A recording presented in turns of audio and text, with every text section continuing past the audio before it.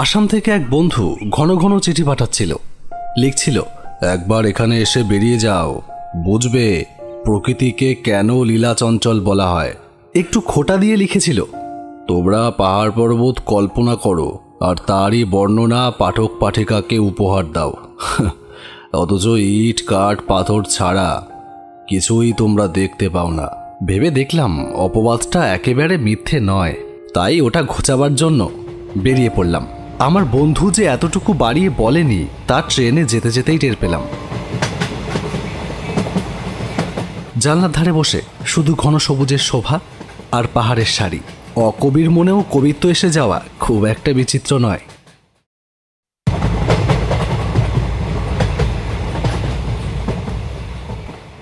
দেবু অর্থাৎ আমার বন্ধু এখানকার ডাক্তার। অল্প কিছুদিন হলো প্র্যাকটিস শুরু করেছে, তবে এর মধ্যেই নাম করে ফেলেছে খুব। এখনো বিয়ে করেনি, একাই থাকে, তাই আমাকে নিয়ে ও মেতে উঠল। কয়েকটা দিন বেশ হইচই করে আনন্দ করে কেটে গেল।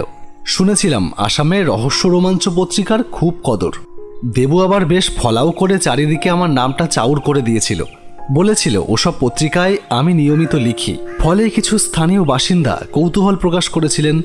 আমার সঙ্গে আলাপ করে আমাকে প্রশ্নবাণে একেবারে জর্জরিত করে তুলেছিলেন। অবশ্য আমি যে মনে প্রাণে আত্মপ্রসাদ অনুভব করিনি এ কথা বললে মিথ্যেই বলা হবে।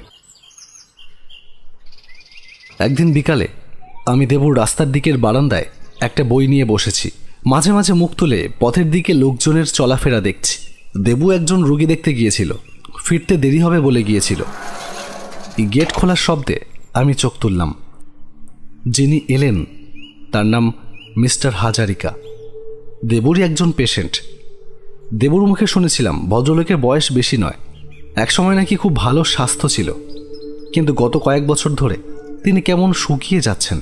ভদ্রলোকের দুটো চোখ কোটরে ঢুকে গেছে, ফ্যাকাশে মুখ, যেন একটা জীবিত মৃতদেহ। ভদ্রলোকের রোগটা যে আসলে কি তা বহু পরীক্ষা করেও ধরা যায়নি। খিদে পায় না, ঘুমোতে পারে না, দিন দিন শুকিয়ে যাচ্ছেন। অথচ সব রকম প্যাথোলজিক্যাল টেস্ট করেও শরীরে কোনো অস্বাভাবিকতা বা কোনো কিছুর অভাব ধরা পড়েনি। দেবু বলেছিল, কেসটা বড় অদ্ভুত।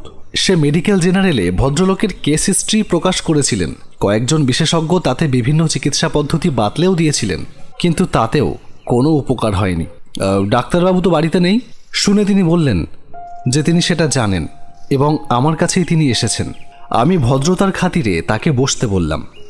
মনে মনে বললাম, আমার কাছে আবার তার কি দরকার পড়ল। একটা চেয়ার টেনে তিনি আমার মুখোমুখি বসলেন। এই উজ্জ্বল দিনের আলো সত্ত্বেও তার সান্নিধ্যে কেন জানি না আমার একটা অস্বস্তি হচ্ছিল।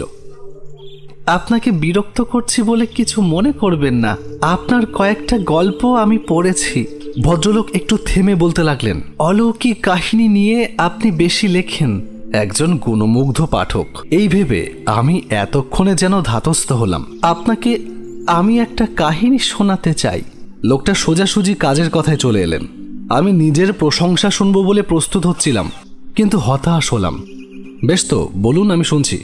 ধন্যবাদ। আমি জানি আমার দিন ফুরিয়ে এসেছে, এমনকি কবে মারা যাব তাও আমার অজানা নয়, তাই এখন আপনাকে বলতে আর কোনো বাধা নেই।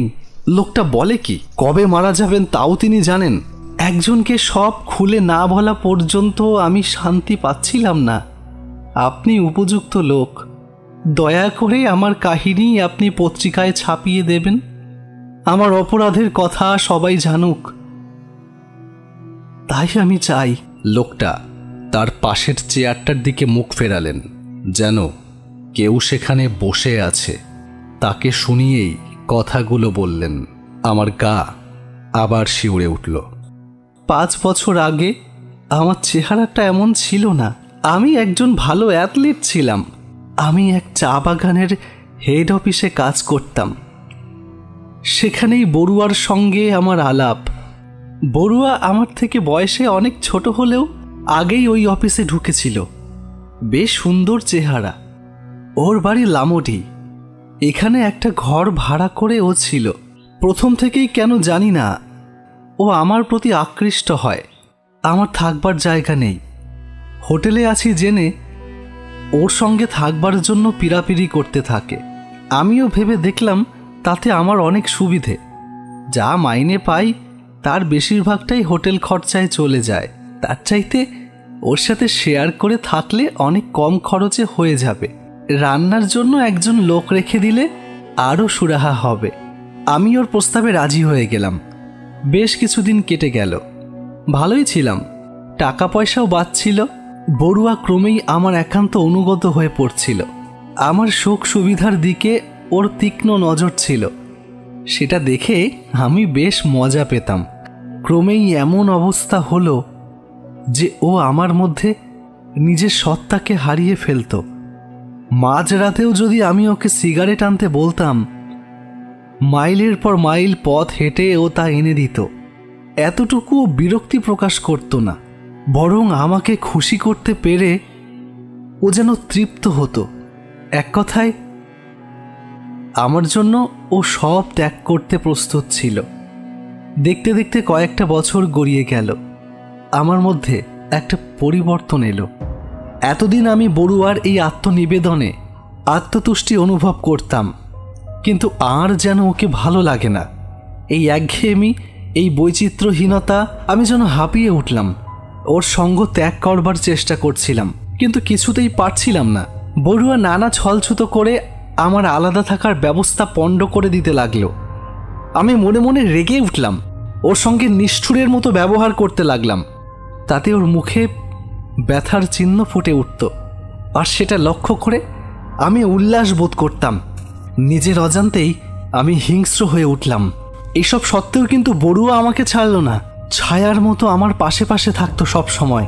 শেষ পর্যন্ত আমি মরিয়া হয়ে উঠলাম। ওর হাত থেকে আমাকে নিষ্কৃতি পেতেই হবে।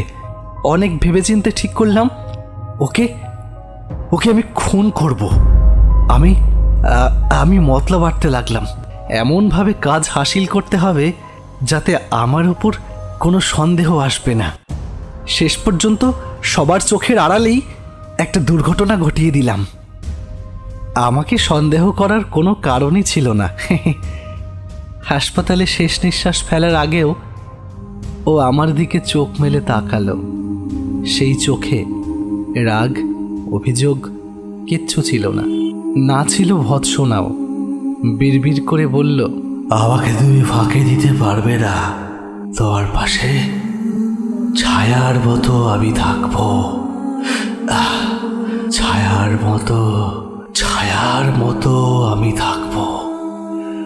ফাঁকি দিতে পারবে না। মিস্টার হাজারিকা একটু থামলেন। আমিও স্বীকারোক্তি শুনে যেন সম্বিত হারিয়ে ফেলেছি। বড়ুয়া ওর কথা রেখেছে। মৃত্যুর পর মুহূর্ত থেকে ছায়ার মতো ও আমার পাশে পাশেই রয়েছে। দিনে রাতে সব সময় আমি ওর উপস্থিতি অনুভব করি। এখনো ও আমার পাশেই বসে আছে। হাজারিকা পাশের চেয়ারটার দিকে ঘাড় ফেটালেন। সে কি? আমার মেরুদণ্ড দিয়ে যেন একটা হিম শিহরণ বয়ে গেল। আমিও যন্ত্রের মতো ঘাড় ঘোরালাম, আর সঙ্গে সঙ্গে আঁতকে উঠলাম। আমার স্পষ্ট মনে হলো যেন কেউ চেয়ারে বসে আছে, একটা আবছা ছায়ামূর্তি। আমার মাথা ঘুরে উঠল। একটু ধাতস্থ হয়ে আবার চেয়ারের দিকে তাকালাম। এবার কিন্তু কিছু দেখতে পেলাম না। মিস্টার হাজারিকা আমার মুখের দিকে তাকিয়েছিলেন। জানেন, ও আমার কানে ফিস ফিস করে কথা বলে। আর ও আমাকে বলেছে মাত্র 1 মাস আমার আয়ু, মরেও আমি ওর হাত থেকে নিষ্কৃতি পাবো না। তিনি উঠে দাঁড়ালেন। আমার স্পষ্ট মনে হলো আর একজন কেউ যেন পাশের চেয়ারটা থেকে উঠে দাঁড়িয়েছে। আমাকে ধন্যবাদ জানিয়ে হাজারিকা হাঁটতে শুরু করলেন, আর আমি দ্বিতীয়বার ভয়ানক চমকে উঠলাম। মিস্টার হাজারিকা হাঁটছেন, আর তার ঠিক পেছনেই চলেছে একটা ছায়া।